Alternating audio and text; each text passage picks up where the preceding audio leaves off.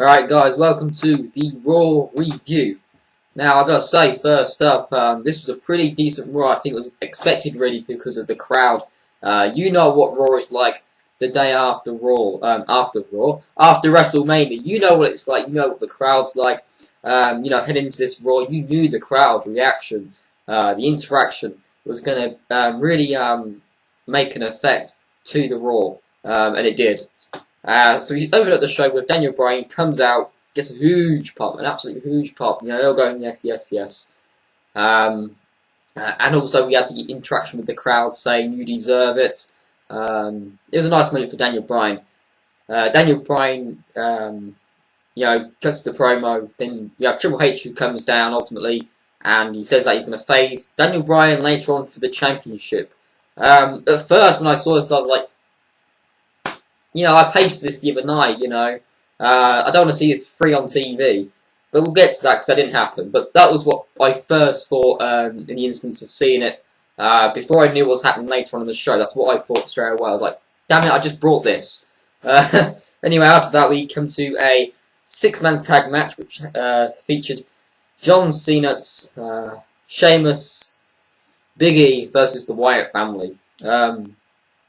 It's a pretty decent match as well. I mean, the crowd really into this match as well with the Wyatt family. You know the babyfaces are not babyfaces. True babyface in my opinion. They weren't over in this match because they were chanting for the Wyatt family. I mean, they were singing John Cena's theme like John Cena sucks, John Cena sucks. That's what they were doing. In the end, you have the Wyatt family who go over. Obviously, Sister Abigail on Big E Langston. Well, at least the Wyatt family went over on this week's Raw. I mean, I was a bit pissed off with my WrestleMania review with this match with the Wyatts, Bray Wyatt versus John Cena. You watched that. I'm very angry about that, and I expressed that. But we have the Wyatts family go over here, beats Big E. Unfortunately, it wasn't John Cena, which in my opinion, I reckon they should have. Why not? Anyway, after that, you have Emma and Santino versus, well, they actually beat Fandango and Summer Rae. Emma gets the submission out of here for Summer Rae. Emma and Santino win, yeah. After that, we come to Lesnar, the Lesnar and Paul Heyman segment. Lesnar comes down. We have a really good promo, an awesome promo segment from Paul Heyman. I've always been a fan of Paul Heyman, back from the ECW days. I mean, I used to watch that. Well, I wasn't really around for the ECW, but when I was younger, I used to watch the old ECW videos, and I'd see Paul Heyman. He's still got it really. He brings a certain attitude to wrestling, in my opinion, a certain edginess to wrestling. This promo was damn good, saying that Brock Lesnar was the conqueror of Undertaker's streak. He is the one out of 21. A really good promo here from Heyman. In my opinion, it's going to be interesting what Lesnar does now. What he's going to be doing in the future Raws. Is he even going to be on Raws? I think that's the main concern from people because he's a part-timer. That's why people are pissed off with The Undertaker losing, because it's a part-timer. I do understand that, but, it was Undertaker's decision. Ultimately, I do believe it was Undertaker's decision to allow Lesnar to get the win and beat the streak. Out of respect there for Undertaker, in my opinion. After that, we come to Batista and Orton versus the Usos for the tag belts. This ends in a count out. You have Batista and Orton just beating up the Usos. It's really all it was about. It was a show, an alliance between Batista and Orton.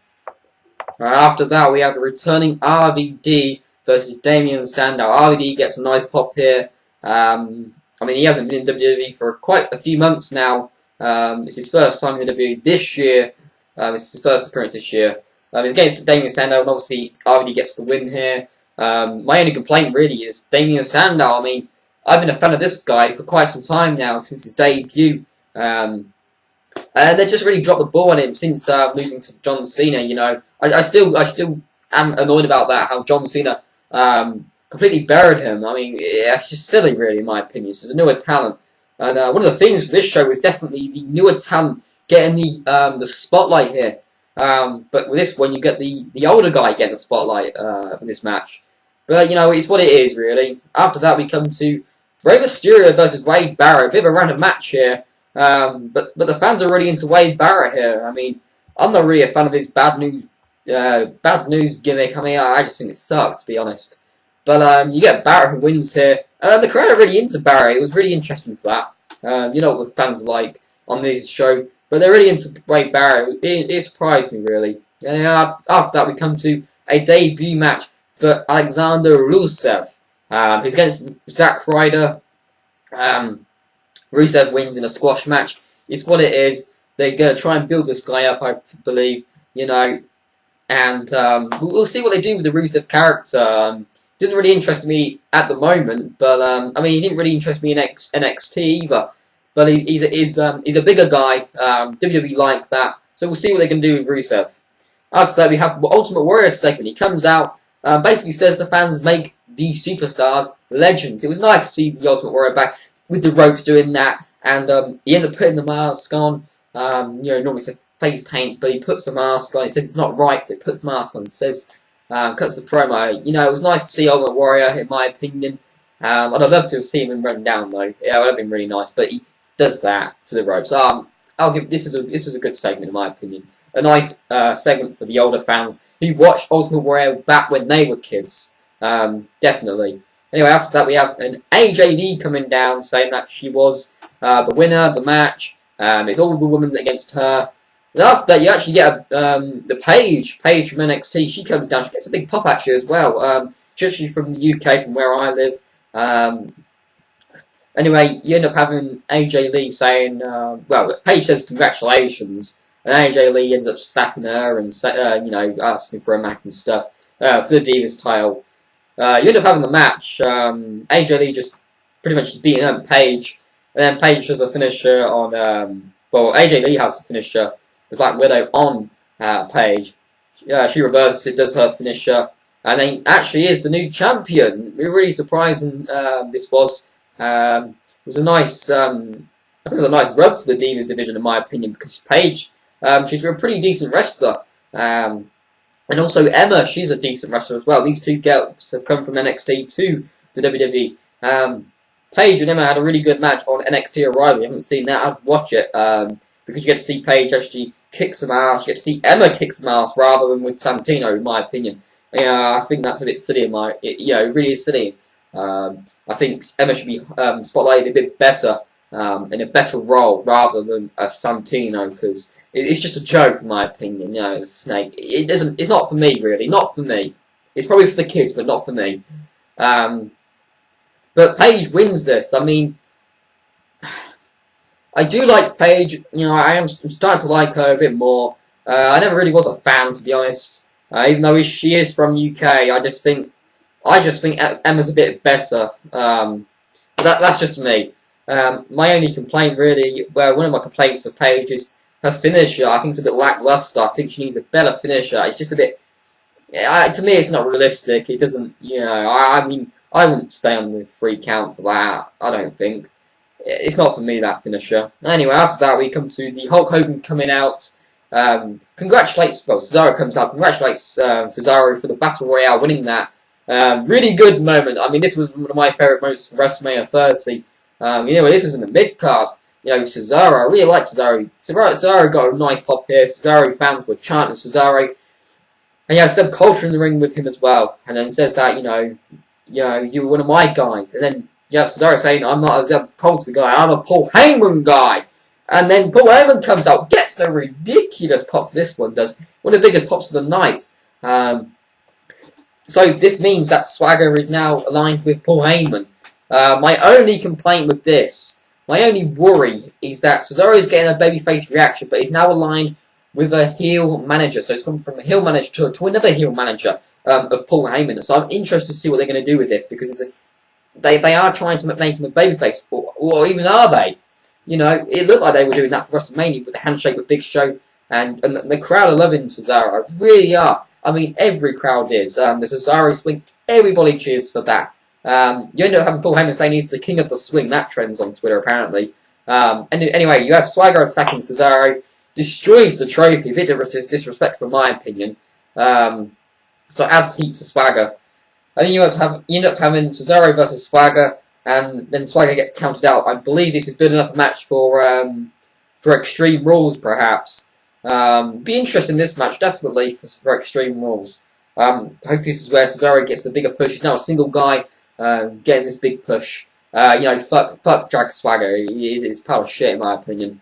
Yeah, it doesn't entertain me in the slightest. It's boring. This is going to build up a match for Extreme Rules. After that, we have a backstage segment with Steph, Shield, and Kane. This was very important for later on in the show. I've got to touch on one thing with this segment, this backstage segment. It did make me laugh because you end up having Steph. Well, Kane's going on with one at Shield, yeah. And you have Steph going, Kane! Kane! Kane! Oh my god. I mean, it just made me laugh. I thought I'd just mention that. It really did make me laugh. Yeah, oh my god. She sounded like a freaking dinosaur, you know. She sounded like a dinosaur with the Kane! It was pretty crazy. I mean, I was laughing. It made me laugh anyway. I thought I'd share it. So for the end of the show, we had Bryan versus Triple H. First of all, we have Daniel Bryan coming out. You end up having Randy Orton and Batista coming down. They beat up Daniel Bryan. Kane comes down, chokeslams Daniel Bryan. You have Triple H comes down. The Shield then comes out, get a big pop. You got the fans going. What are they going? Hounds of Justice. That's what they were doing. And then you have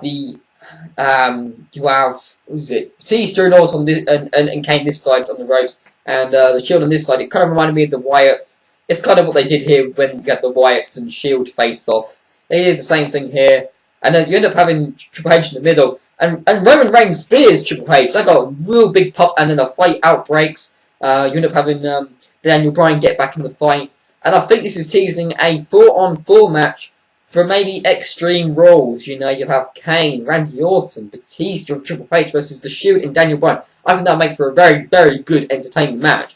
I really want to see it. I mean, this segment really highlighted this future main event, in my opinion. This is going to be a really good match, I think. I think this is what they're going to do. Anyway, you have the babyfaces win the fight in this one. They win the round. It's going to be interesting to see what they do in the next upcoming weeks of Raw with this angle. 4-on-4 for Extreme Rules, I think. I do want to see that. And if that's main event instead of a 1-on-1, you know, a 4-on-4 main event, I think that'd be interesting for an Extreme Rules. And you'll have the Extreme Rules stipulation added into it. Just imagine the chaos and all of that. I mean, you saw the chaos at the main event at WrestleMania. Daniel Bryan, Batista, and Orton. And I got to give credit where credit is due for Batista and Randy Orton. You know, I'm not really a big fan of these guys, especially Randy Orton. You know, guys, I don't really like Orton at all. But I've got to give them credit. They did a very good job at WrestleMania, and they're doing a very good job right now. I'm liking them a bit more. Batista as well, I'll give him credit because he come in lackluster. I mean, he was out of breath all the time, but he put on a pretty decent match at WrestleMania, and it looks like they're really going for him with this angle as well. I give credit where it's due, definitely for those two guys, and of course Daniel Bryan, as we all know, battling it out. But this Raw was a really good Raw in my opinion. I think it was a theme of newer talent. I mean, you had Paige debuting, Alexander Rusev debuting as well, the rise of Daniel Bryan, Emma getting a win. I mean, you know, Paige winning the Divas Championship. It was really good. Cesaro as well, his moment as well, and the Shield at the end. I think it was a trend of newer talent. It's a new breed and a new generation for WWE, and I'm really excited to see what they do. Hopefully, WWE maintain their trend right now and don't drop the ball on these guys, because I think it's very entertaining what they're doing right now, and I am into it. I am into the product WWE. I'll give it a thumbs up for this show, definitely. So I hope you enjoyed the review, guys, and until next time, see ya.